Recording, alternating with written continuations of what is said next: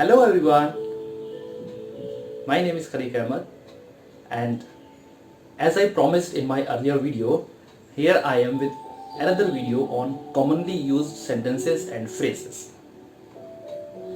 First of all, why do we need to learn whole phrases or sentences and not just words? I told you in the earlier video also, we need whole and complete phrases and sentences in order to get fluent. Secondly, we never use isolated and single words in our daily conversation. I have usually seen what people do who want to learn a new language. They start learning some new words every day, write their meanings. For example, expensive.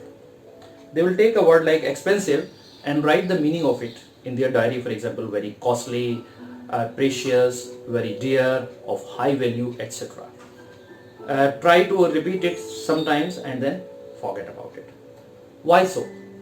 Because in our daily life, words never come in isolation. They come with some context or with some reference.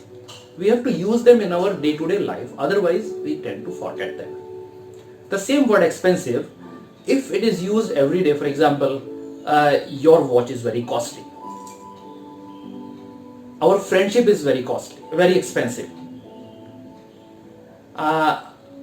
You should not wear very expensive clothes.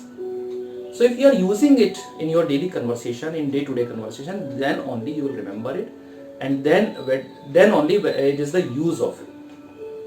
Otherwise there is no use of it, and they always come with, the words always come in some context and reference, and they always come together. They always come in groups. We hardly use single words like yeah, yes. We always use them in a sentence. So we need to learn sentences or at least whole phrases as they are used in some context. So here are some phrases and sentences which are commonly used in our day-to-day life in English. Also, we need to use and supplement our day-to-day expressions and our phrases and sentences with our body language and facial gestures and expressions, and hand gestures as well. Particularly when we are using the language which is not our mother tongue, or which is not the mother tongue of the person we are talking to. Thirdly, communication is a two-way process. We hardly speak to ourselves. Of course, although I told you in my earlier video that you can talk to yourself in a mirror if you don't find anybody, but in usual life we don't talk to ourselves, we talk to people. And to sustain a conversation, we want to have some questions, some answers and some replies, and then so it's an exchange actually of ideas. So for the exchange, to sustain a conversation, we need phrases in their natural context.